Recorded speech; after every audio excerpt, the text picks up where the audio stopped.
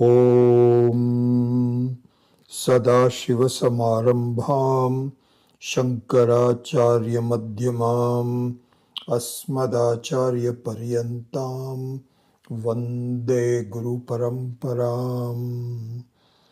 Om Bhadram Karnebhihi Shrunuyama Devaah Bhadram Pashyema Akshabhiryajatraah Sthirairangayastushtuvaagumsastanubhihi Vyashema Devahitan Yadayuhu Swasti na Indro Vriddhashravah Swasti na Pusha Vishwavedah Swasti na Starksho Arishtanemihi Swasti no Brihaspatirdadhatu Om Shanti Shanti Shanti. Om Sahana Vavatu Sahana Bhunaktu Sahaviryankaravavahai Tejasvina Vadhitamastu Ma Vidvisha Vahai. Om Shanti Shanti Shanti. Nantah pragyam na bahish pragyam na ubhayatah pragyam na pragyana ganam na pragyam adrishtam avyavaharyam agrahyam alakshanam achintyam avyapadeshyam ekatma pratyasaram prapancha upashamam shantam shivam advaitam chaturtham manyante sa atma savikyeyaha.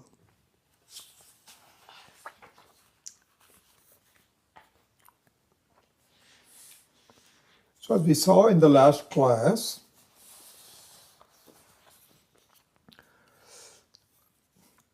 one interesting thing about keeping in mind, please make no mistake about this, the purpose of our life, everyone's life, that should be very clearly understood. This is what is called lakshyartha. Lakshyartha means what am I seeking, where am I going? Is to have complete, unconditional, uninterrupted ananda, joy. This is what everybody is seeking. And what Vedanta says is that you cannot do this without seeking the presence of Ishvara.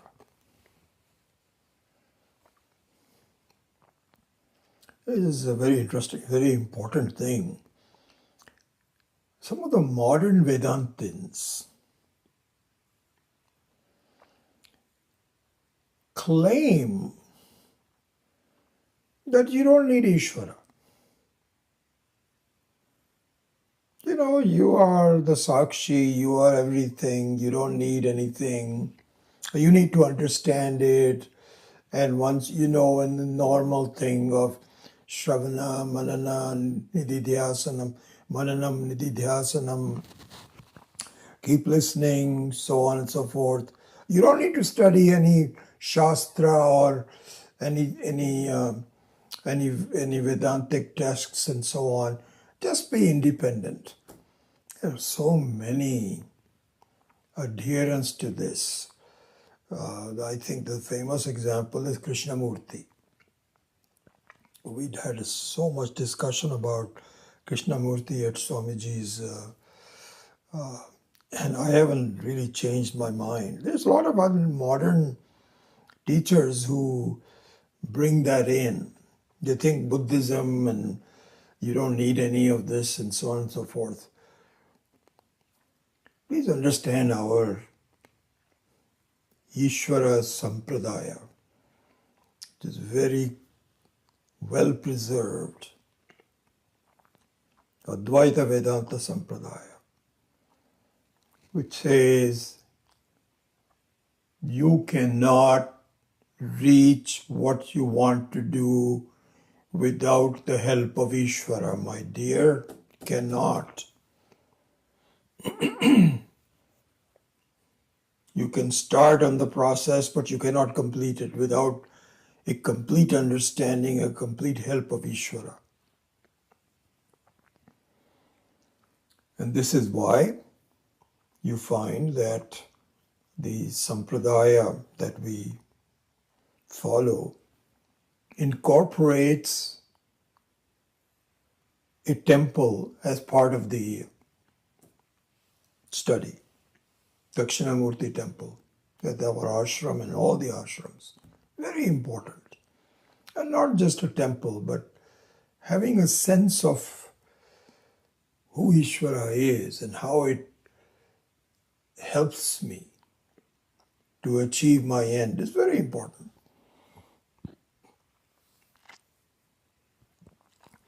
So Adi Shankara also says the same thing.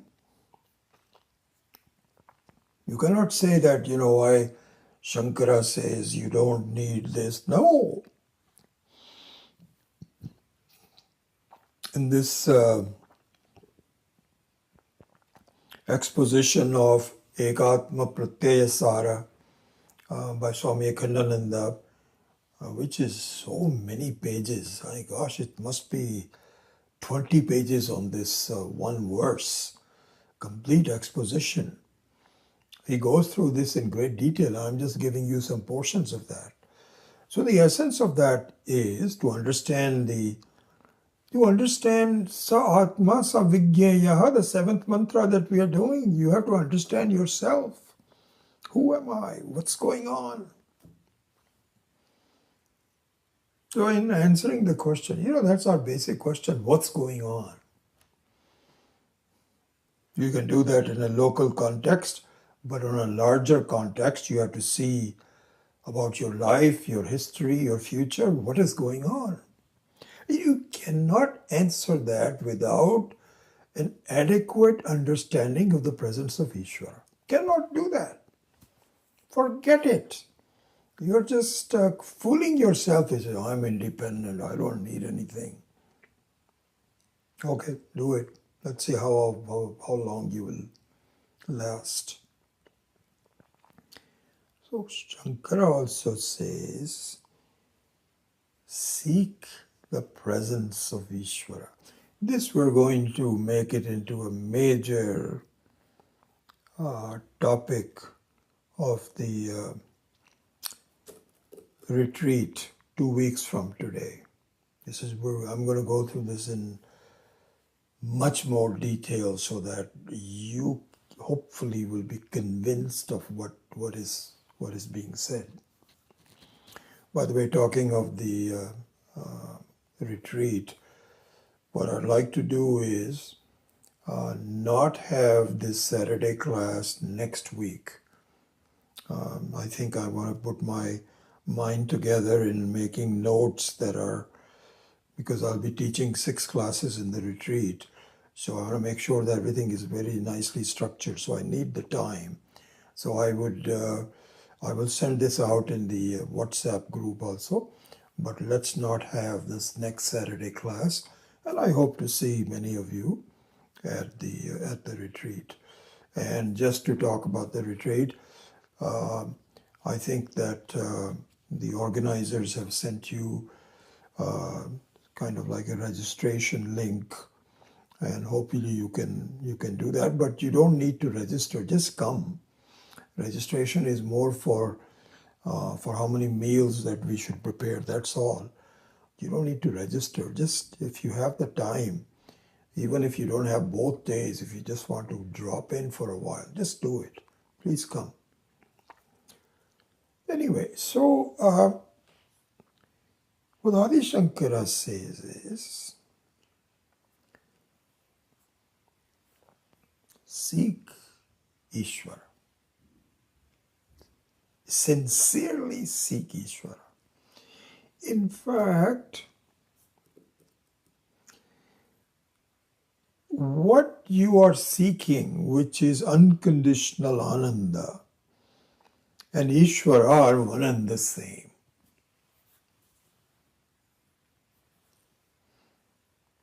And you're already seeking it, but give it more structure, more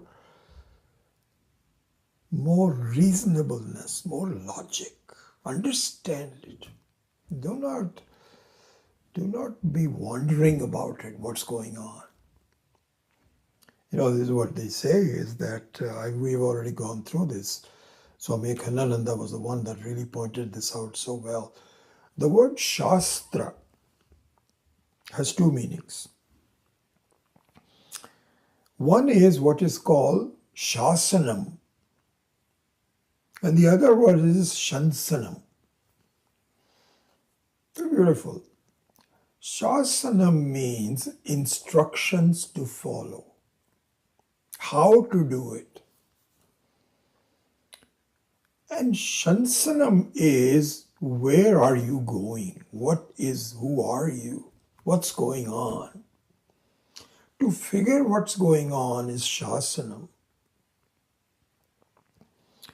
And to understand what is you're seeking is Shansanam. And all the Upanishads, they have the same structure.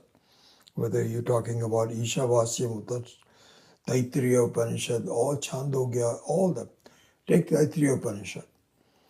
So there it says in the beginning, Shiksha Adhyaya. Shiksha, that is Shasanam. Satyam Vada, Dharmanchara, Satyana Pramaditavyam, Dharmana Pravaditavyam, Matradevo Bhava, Pitradevo Bhava, Atiti Devo Bhava. All this is Shasanam. How to do it. As we will see this in part of the classes in the ashram. To do Satyam Vada, you cannot reach Ishvara without Satyam Vada. Speak the truth. Dharmanchara, you have to follow the ethical way of living. You cannot reach Ishvara without that. So this is Shasanam. Then comes the portion in the Taittiriya Upanishad which is Shansanam. What is Shansanam? What is the teaching after you prepare for it? Satyam Jnanam Anantam Brahma Yo Veda Nihitam Guhayam Parme Vyoman So Oshnute Sarvan Kamaan Saha Brahmana Vipaschiteti.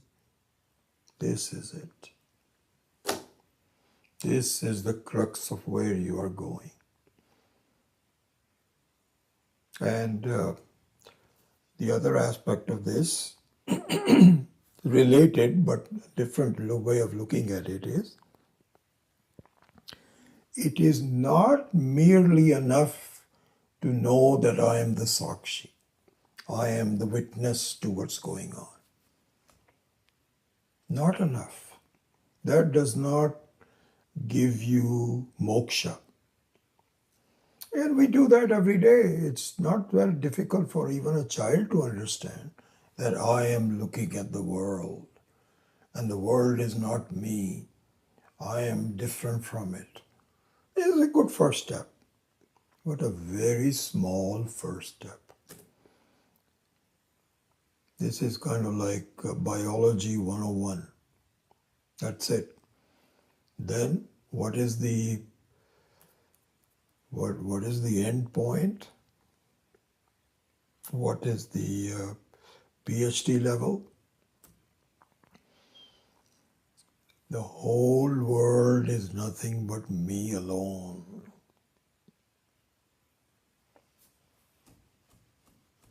This is what is called Advaita vision. And that Advaita vision you cannot have without understanding the Ishvara. Ishvara here means Tatpada Vachya.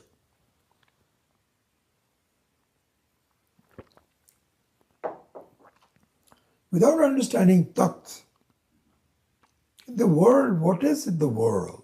What is the nature of it? Because it looks very different, vast, infinite. I'm just a small person grappling with it. This is the way in the beginning. The end point is no, my dear, this is a wrong way of looking at it. You are so big that the world is very a small portion of it. And you cannot do this until you understand the Mahavakya, Tattvamasi. Excuse me. So the real contribution of Vedanta is you are Brahman. Brahman is not something else. Brahman means Ishvara. Ishvara is not different from you. So here, in the explanation of this Ekatma Pratyasara,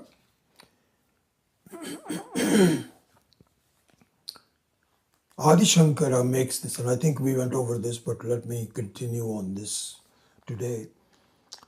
So if you look at the Bhashya of this portion of Mandukya, if you look at the Bhashya, you'll find it. Jagradadishu sthaneshu ekaha ayamatma itti abhyabhichari yaha pratyayaha tena anusaraniyam. He just makes the Bhashya, you see, this is why the way it is done is, what is the purpose of the Upanishad? Then the Bhashya gives an explanation of that. And the Bhashya itself is rather terse. That also opens up a door, but you have to get more keys to open up, go inside it. So you need to have commentary on the Bhashya. The Bhashya says,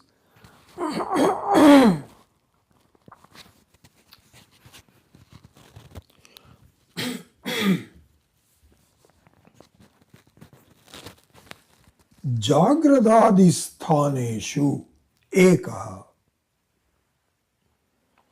He says,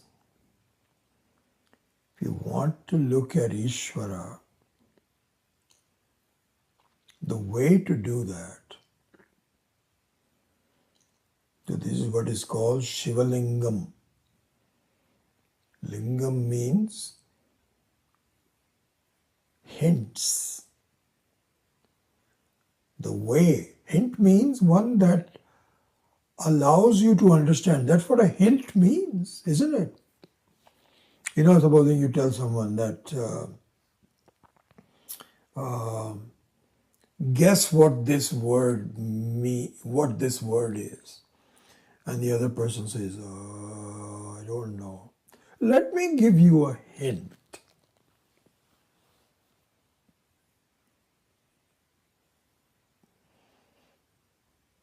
Then the person says, okay, now I get it.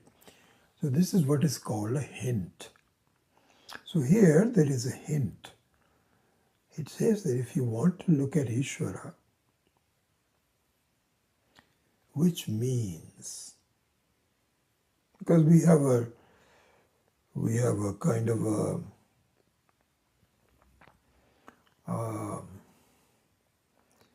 a bias. Yeah, that's the word I was looking for. We have a bias against, no, I am not looking for Ishvara. Well, you know, these people that they go to churches and temples and mosques They are looking for Ishvara. I am not looking for Ishvara. I am my Vedantin. Everyone is looking for Ishvara somewhere or the other. The very fact that you're looking for unconditional Ananda is Ishvara, Brahman. So the hint is, this is a hint by Adi Shankara. The hint is, look, you have a complete circle of your life, a sample of your life every day, as we have talked about it, that the 24-hour period is a very good sample. And there are variations from day to day, but essentially it remains the same. In fact, it's interesting. We are very involved in seeking the new things that occur in our life, understanding them, experiencing them, new, something meaningful, something that will last. This is what we're doing. In the process of doing that, we miss the fact, yes, every day is different, but every day is also the same.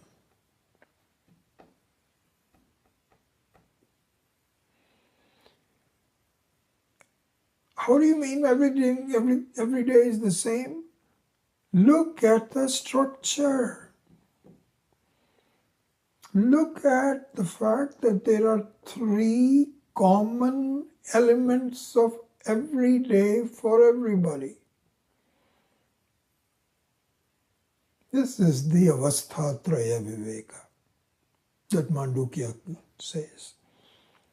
You have a kind of like a fully awake, where the previous memories continue. You have the same children, same spouse, same house. Then for a long time, you're a different person. Different life, different experiences. And it's not additive. It's not as though the Jagrat experience, the waking experience,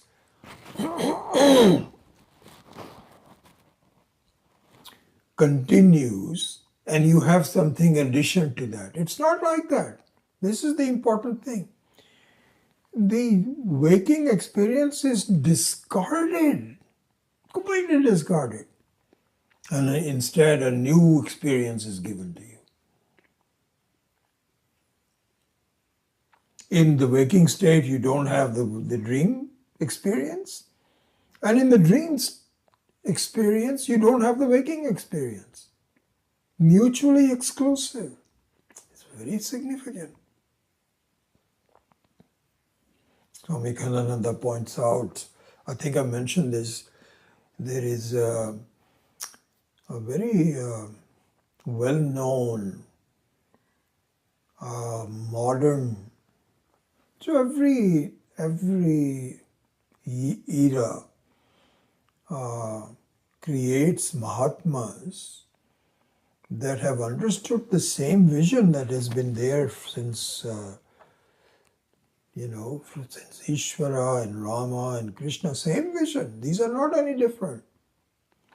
But these Mahatmas in the present day, they point out ways that we can relate to because they're dealing with the present. Otherwise you can say, oh, you know what, Krishna and Rama, they are avatars, and I can't be an avatara. So I don't know how I can relate to them. They are great people. But this is today's problems. We have got today's Republicans and Democrats and Ukraine war, and this is a very different thing. How do I deal with that? So some of the modern Mahatmas also say, one of them is Swami Ramatirtha. And I had sort of heard about him. But when I get them through our known Mahatmas, Swami Akhandananda ji and Swami Dayanand ji and Swami Chinmayanand ji and so on, if they reference to someone who'll say these guys really know what it is all about, then I listen. So Swami Akhandananda points out that Swami Ramatirtha, I don't remember exactly when he was there. I can look that up, but it doesn't matter. Made the following statement. He said, you cannot find moksha. Moksha means freedom. Freedom from all problems. And finding Ishvara, finding moksha, finding unconditional ananda, atma, all the same thing. There are different words. So Swami Ramatirtha said that you cannot find complete ananda, you cannot find Parameshwara without a careful examination of your dream state. This is the statement that he made. And so in that sense, the lives of people that is only involved in the waking state is highly incomplete. That puzzle remains unresolved. And it's a fact. It's a fact. You look at people and they go through the whole life, 70s, 80s, bodies falling. Have they reached what they want to do? No. Because they did not completely examine who they are, what's going on. So going back to it, what Adi Shankara says, which is in this statement that I just, and I'll explain that. If you want to really look at Ananda, means if you want to look at Ishvara, find something which is common between all aspects of your life during the day. See, we've already looked at one thing which is common. The very structure of the day, 24-hour, is common.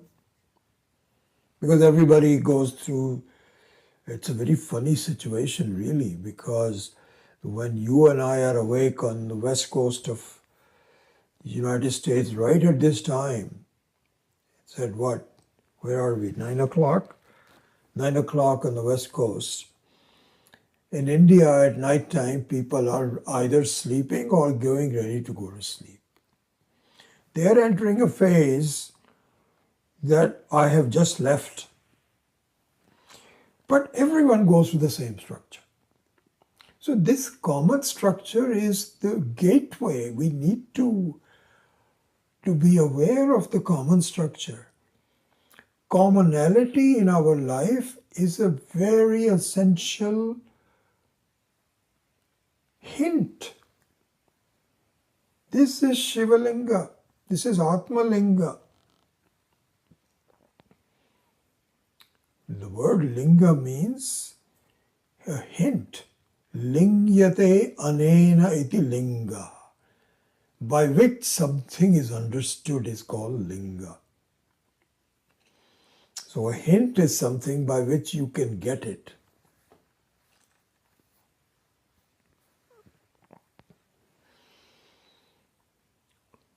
And so the hint that we should follow.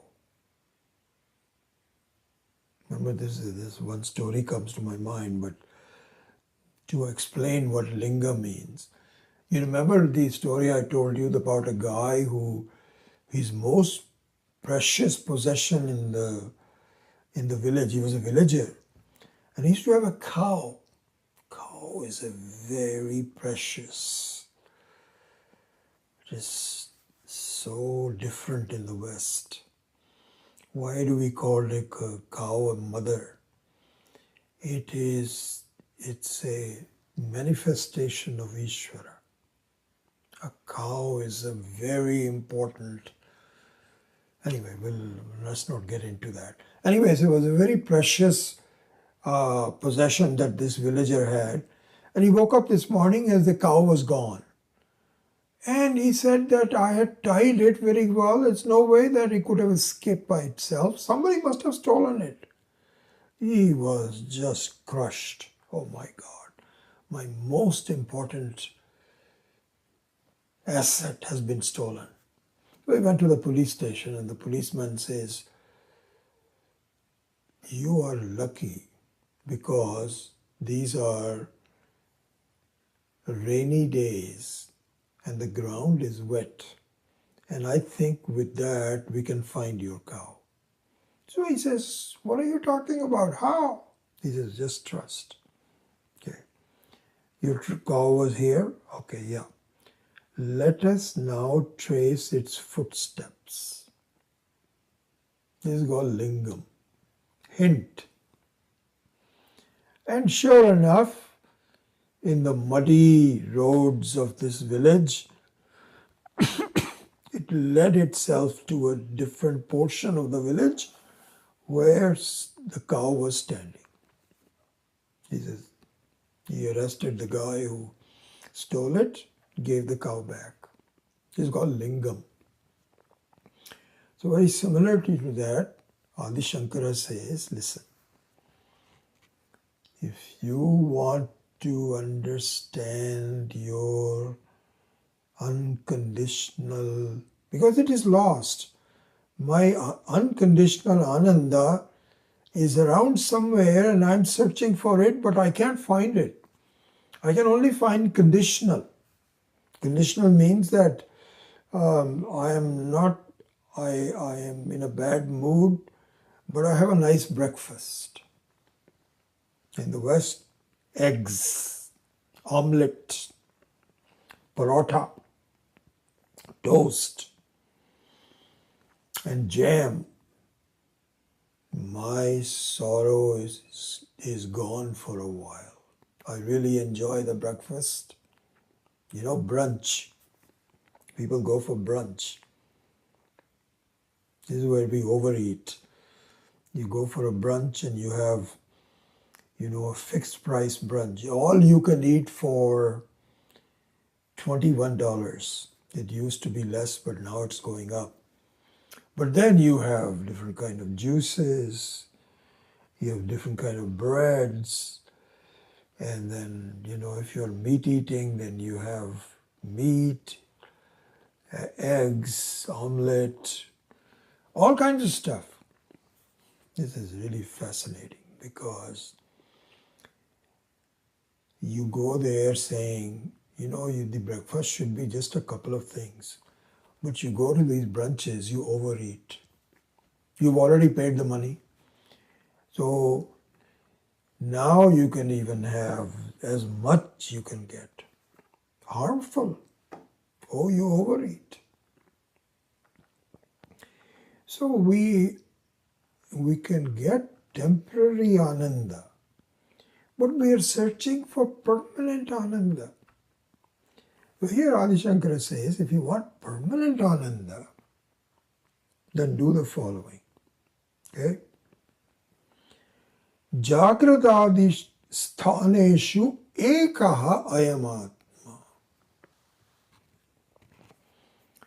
He says the lingam, the hint is, in your daily life of 24 hours, find out what is common amongst them. Do that. This is like, the policeman saying, okay, This is the method we are going to use to find your cow. We're going to look at its footprints. We know what it looks like, and now we will simply follow it. Similarly, here it says, look for the common things in the day. What is it? That's where you're going to find Ishvara.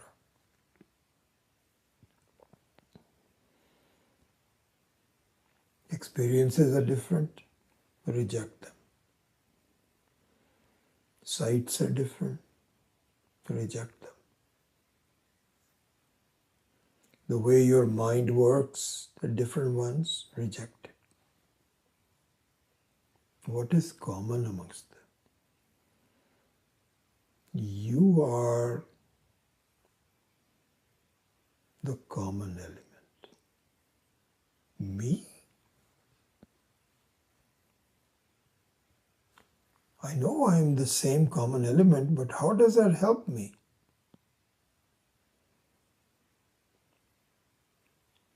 Look at yourself without the changing elements of it. Look at myself without the changing elements. How? At this point, you are a waker, right? This is what is called Vishwa. Vishwa is the name given to a human being that is awake. So you are awake. That means you and awakeness are all mixed together into a single entity. Right? Yep, I understand that. Okay. Now examine the dream. And we cannot examine the dream while you are dreaming, because while you are dreaming, you cannot have this instruction. But all we can do is to, because you're not ready to listen when you are dreaming, but you can listen to me when you are awake, and you just wake up, or you are about to go to sleep.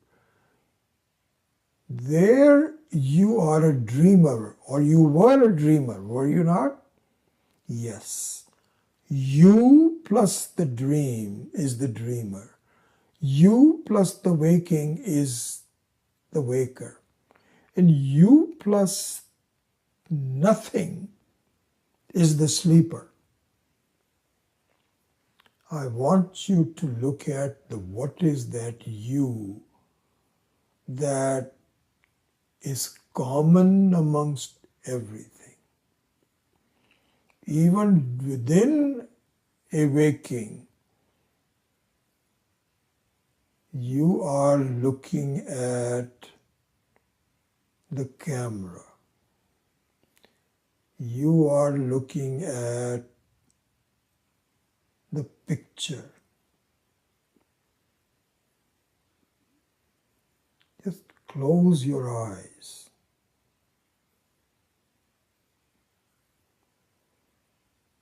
The picture is gone,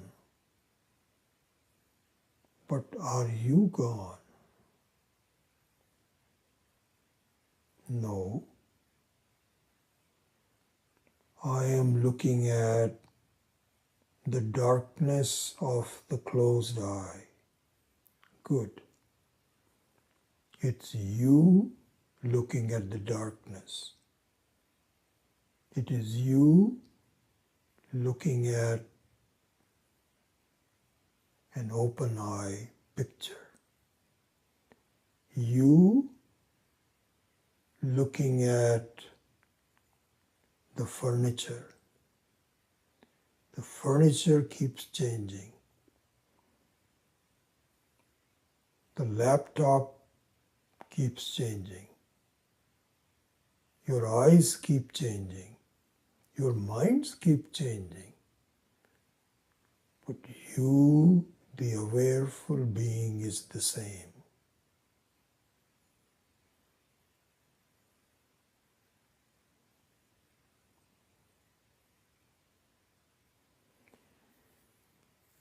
So here,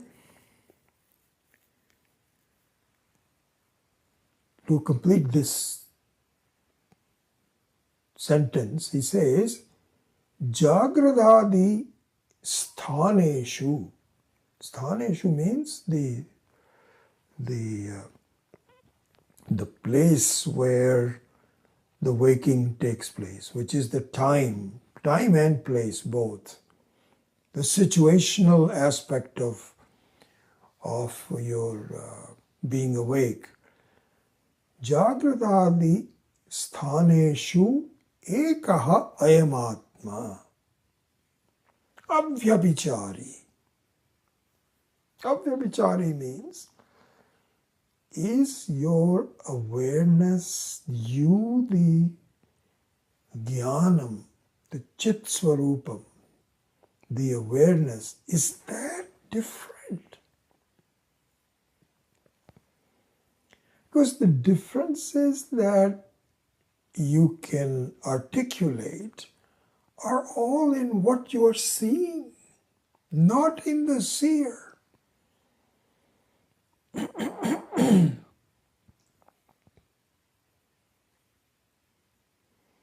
So completing this, Jagradadi sthaneshu ekaha ayamatma it abhichari yaha means that one.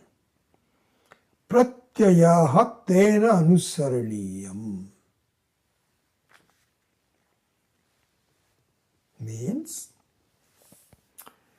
this is there's another subtlety to this that I think we will not have time here. I will do that in the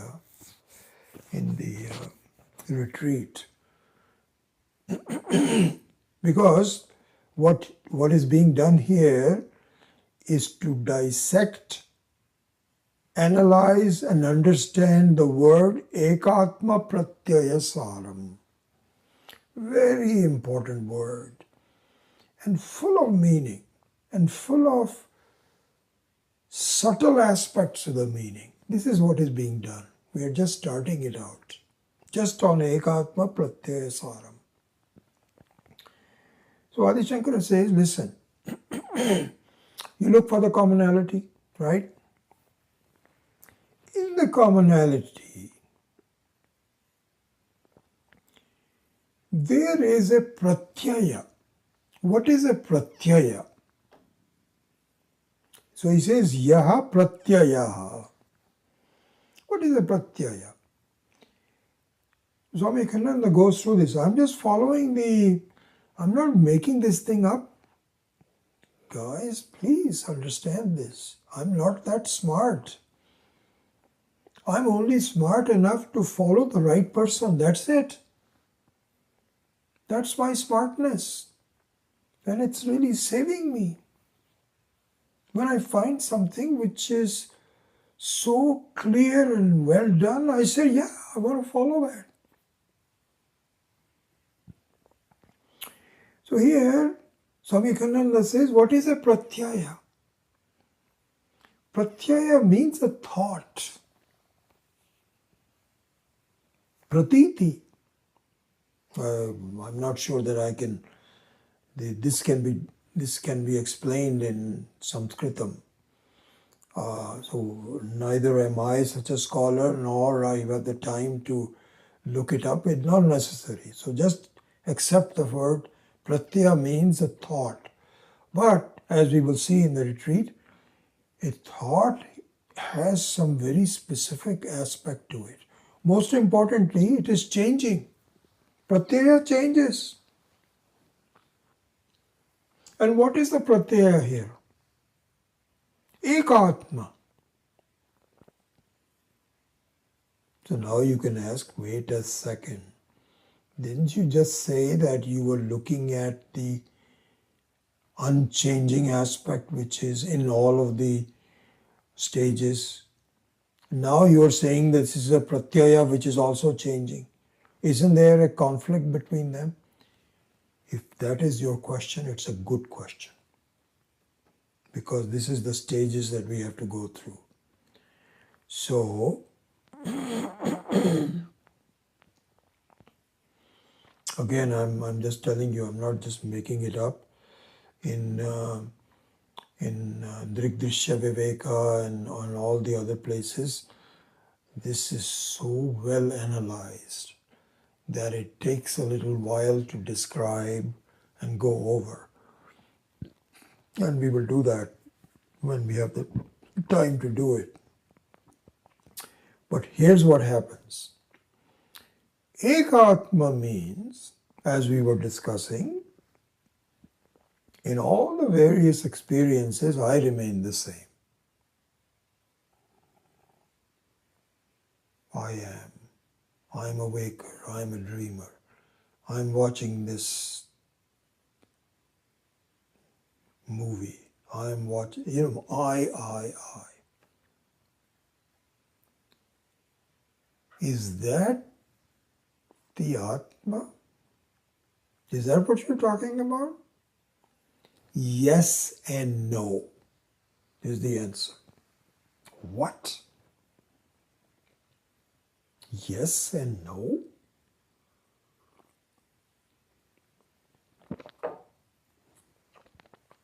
What do you mean? Either it's yes or it's no. It is yes because that is the direction. It is a no because you are not there yet. What do you mean? This is what is called pratyaya saram. Upanishad says it. Upanishad is Ishvara's words. Otherwise, he would simply say pratyaya. But he says pratyaya saram. So what does it mean? I'll just briefly explain it and go on. So what happens is that in and through my various experiences, I have a thought, I am. And this thought that I am is only there in two of the three experiences, which is the Jagrat Avastha and the Swapna Avastha. It disappears in the deep sleep. I am, the thought I am.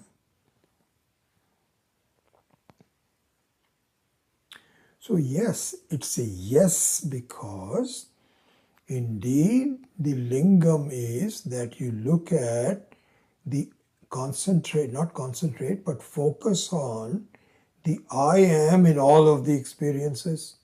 I am. But is that the Atma? No. Then what is the Atma?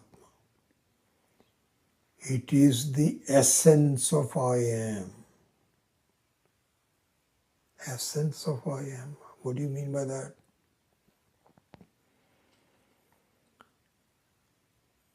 I am and I am aware. Sat and Chit is there whether you have the thought or not.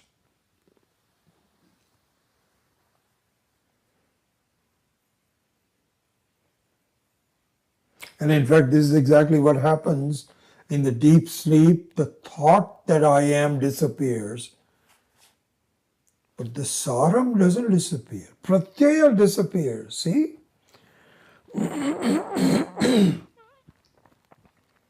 Pratyaya disappears, but the saram doesn't disappear.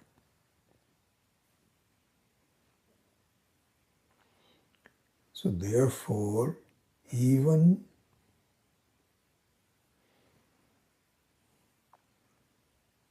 the I am pratyaya is only a door to the presence of the Atma. It is not the Atma. Then what is the Atma? It is the essence, saram in English, pratyaya saram. Ekatma pratyaya saram, supposing we were to translate that in English, it would mean a single me thought. So eka means single, one without a second. Atma means me, I. Pratyaya means thought, and the saram means the essence. So the English translation of this word would be the essence of the I thought. Yeah, that would be the one and only. I think we can add the eka. I am the one and only essence of all I thoughts. Yeah, that would be a good translation of ekatma pratyaya saram.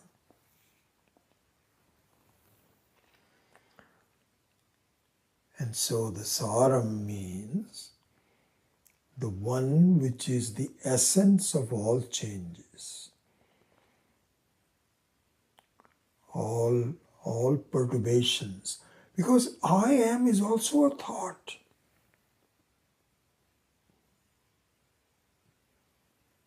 And the I am can disappear. It does in the deep sleep, as we saw already. And you can say I am thought disappears when I am dead. So the I am thought can come and go.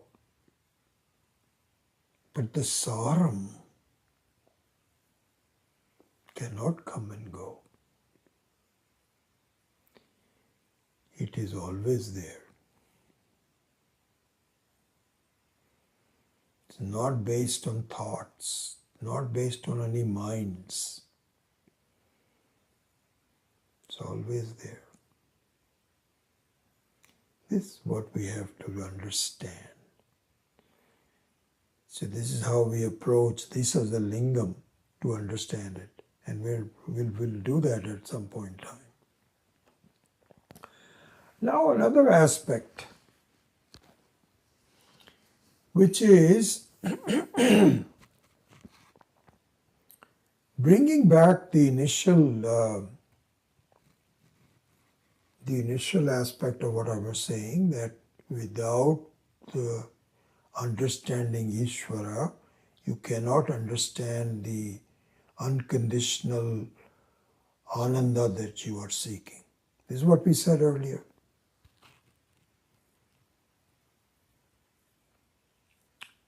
That without the identity between you, the person, and Ishvara, the creator, without that identity, you are not going to be able to get complete freedom from all problems. This is what was said as an opening statement, right? At the beginning of this class also. Let's get back to it. If that is the case, where I am here, so I know where I am. This is me. This one is I don't have to search. This is the starting point. I don't know where Ishvara is. And you are telling me that without finding Ishvara, I cannot find freedom. That's what you're telling me? So I said, yes, that's true. We're telling you that. Where is this Ishvara? Where will I find it? This is the question. Some say that, it's not in the local town, because we have so many problems in the local town. Ishvara would never allow that. He's absent from here. must be someplace else. And in fact, the entire world is burning. There's problems all over, fights, wars. So Ishvara is not, he cannot permit this sort of chaos, this kind of adharma by the highest officers of the country. He cannot have. So there's something is missing. So he's not here. And this is the premise of all religions. All religions. They'll say that your life here is miserable. You cannot achieve what you want to achieve freedom and love and ananda. And can you achieve it in this life? Can anyone can say, yes, I've achieved it? No, you cannot achieve it. And it must be there because you want it, you think that it is reasonable. So I think we have to die from this world and then go to heaven and meet Ishvara, God. So people have different ideas of where God is. Without going into the detail, let's go back to the basics. If I am seeking God, where could God be? So in the very simplistic terms of Drik and the Drishya, the Drik means the seer, and the world as the Drishya, which is the seen. These are the only two experiences that I have during the day in my entire life. As you yourself said, that each day is simply a template that gets repeated. And in each of the template, there's only two things that are elements of the experience. The seeker and the sought. The Drik and the Drishya. The seer and the seen. Right? Okay, there's no other third quantity. Only these two are there. Good. Where do we put Ishvara?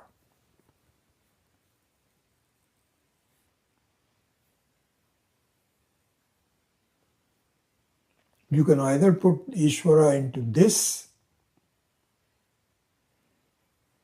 or you can put Ishvara into the seeker. Right? There's only two places that you can put it. All right? Let's examine both cases. Supposing you put Ishvara into this.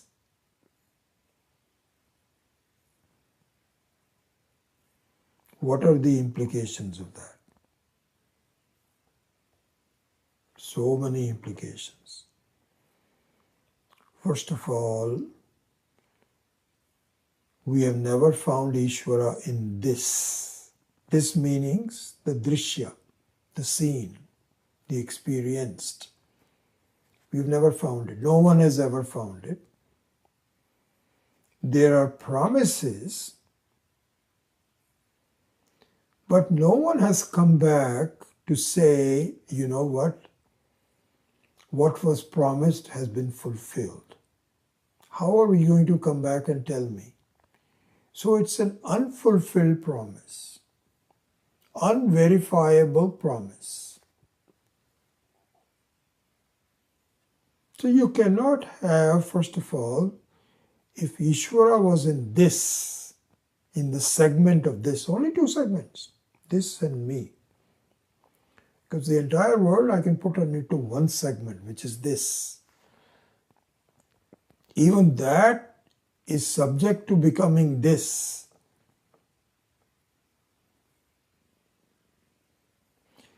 You cannot put Ishvara into this because, first of all, nobody's ever found it, number one. Another reason is that suppose I find Ishvara as part of this, am I not superior to Ishvara? What do you mean I'm superior to Ishvara? That means Ishvara is dependent on my seeing Ishvara. I can dismiss it any time. I just close my eyes. The Ishvara says, no, no, no, no, don't close your eyes. I will. Don't you want to see me? I'll say, no, no, I'm a little tired today. I've got work to do. After the office in the evening, I'll come visit you. Ishvara says, but I've got other things to do. He says, do what you want. I can't deal with you at this point. Ishvara becomes dependent and you are independent. Does that make any sense? So clearly, Ishvara cannot be part of this. And then another very important aspect of it, which again we will have to define and go over this in some detail. And it's actually another way of looking at Drik Drishya. We have two elements. One is called Chetana, consciousness, and the other one is Jada, which is inertness, consciousness and inertness. And anything that you see is by nature inert. And you, the Drik, is consciousness. Right? So one is Chetana, which is Drik, and the other one is Jada, which is Drishya. So now if you put Ishvara into the category of this, that means Ishvara is not Chetana. In fact, it is Jada. Does that make any sense? The modern way of looking at Chetana versus Jada is really best explained, very well explained by the analogy of electricity and an appliance. It's as good an example that we can get to understand the difference between Chetana and Jada. An electrical appliance like these lights is an electrical appliance, but it is Jada. Jada in the sense that it is an appliance that utilizes electricity to create light. But it is not electricity. It is dependent. Electricity is that example. Even there it breaks down when you carry it to its ultimate level. But relatively speaking, an electricity is independent. It is not dependent on any of the appliances. The appliances can become faulty, but the electricity is unaffected. The appliance is very specific. It can either create light or heat or coldness or fan. It can do a number of things. Electricity in that sense is nirguna. Appliance is saguna.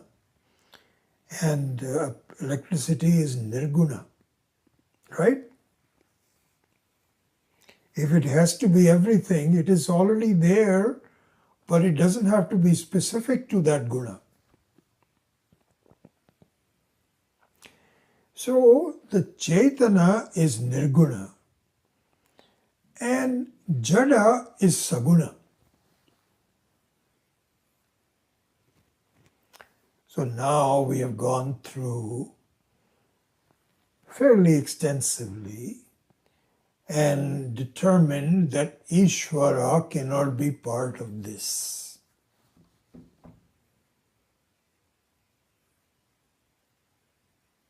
And if Ishvara is, which is what makes sense, which is what is being pointed out, and it is logical that there is someone who is in charge of the whole magical show.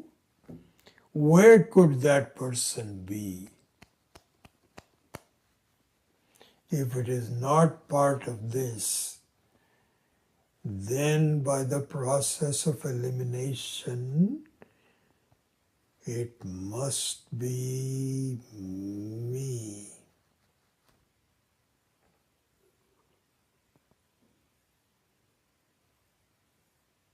By just saying it must be me,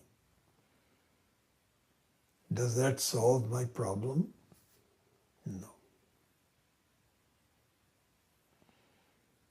So now I'm really stuck. It's not part of this, and it is not me. So where is it? So, proceeding further, it says, this will become clearer if you understand Ekatma Pratyaya Saram. Ishvara Brahman Paramatma Atma is not the Pratyaya, it is the Pratyaya Saram. It is the self-existing conscious entity Swayam Bhavati Swayam Bhuhu. It is self-luminous, self-existing,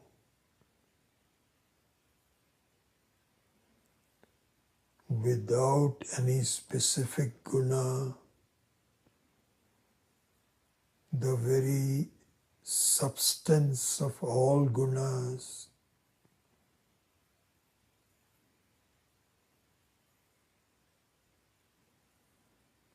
Nirvikaraha, Nirakaraha, infinite, Anantam, the very substance of all the experiences of everyone, not just me.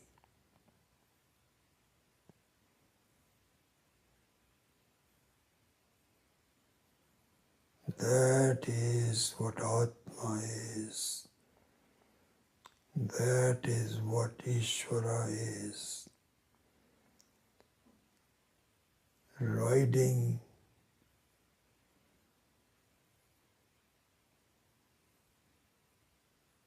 deep in the very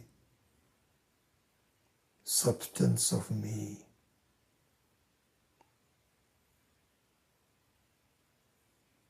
You know, some time ago we had taken this example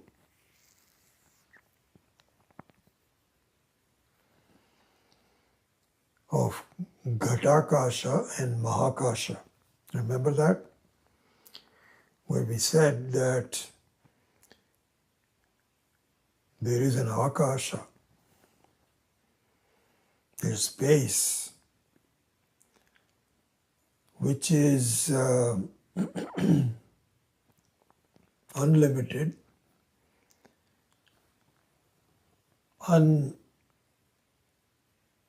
has no shape to it.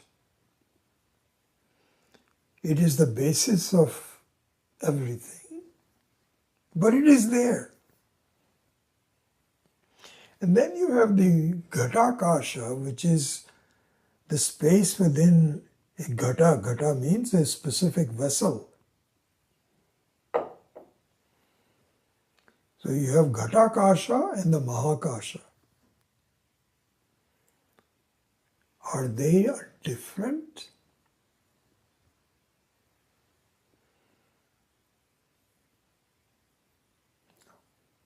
They are not different.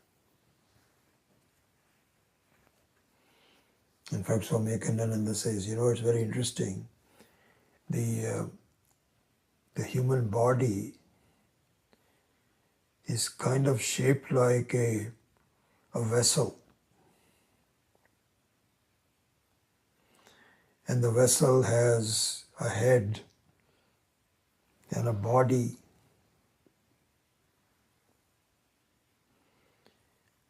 What is deep inside this? What appears to me is that I am a living human being. This is what is called Jivatma.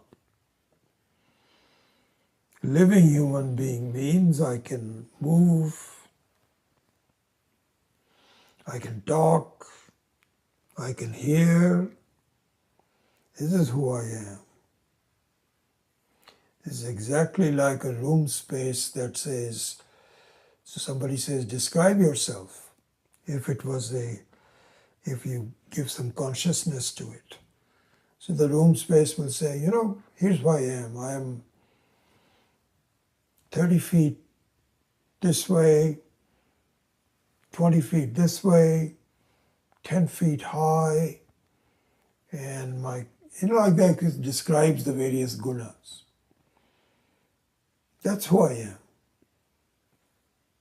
Are you done? Anything else? Yeah, no, I think I'm done. Yeah. So and I've got there's a door that you can use to come inside me. Anything else? Yeah, no, nothing else. What is the space? Oh, but space, of course. Yeah.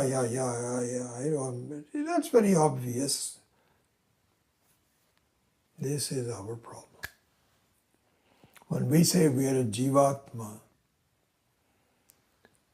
we forget what we are made out of. You can even say what is inside me. There is no inside as such. You can say that. So this is what is called outside of it, inside of me. It's all the same. Upside, left, right, it's all the same. Same thing with Paramatma. The Jivatma can have a left and a right, and now, and this, and that. But the Paramatma, which is the Atma, only one Atma, is there with left, yes. Right, yes. Up, yes. Down, yes. At all places. So the Paramatma is not in this, it is in I. But an I which needs to be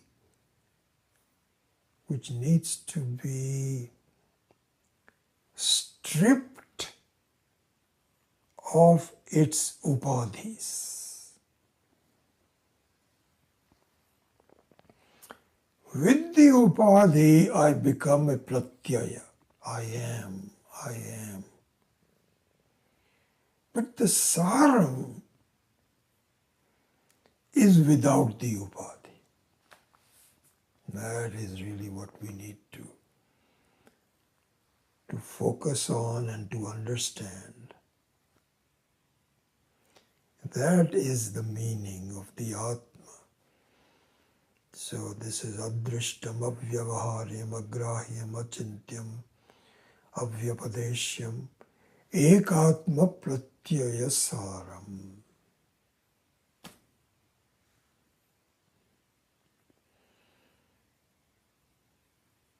Then comes certain aspect of this ekatma pratyaya saram, which is prapancha upashamam, shivam.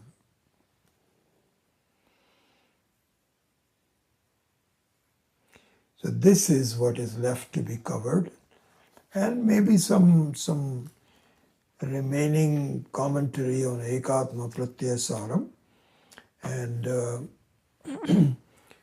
then we will move on to the last few aspect of the Atma, and then finally the seventh mantra will be over, which is the key mantra of the whole Upanishad. So we'll go to do that after the the 11th is the 11th and 12th are the retreats.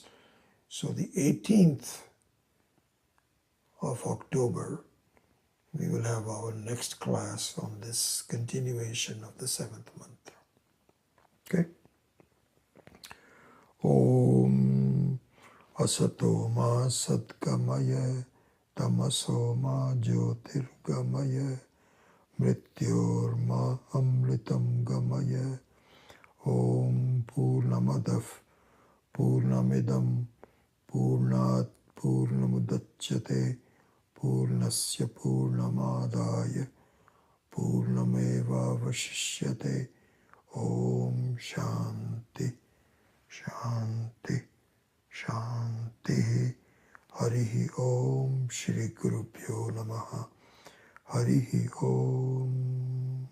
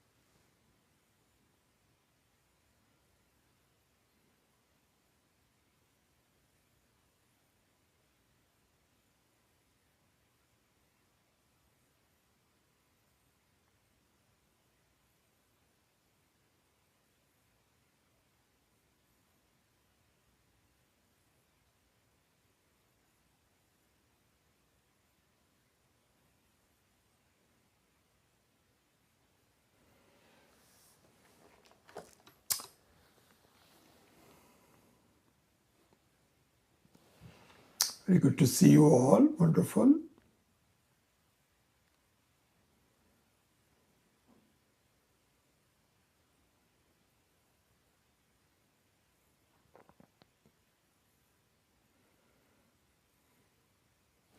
Great.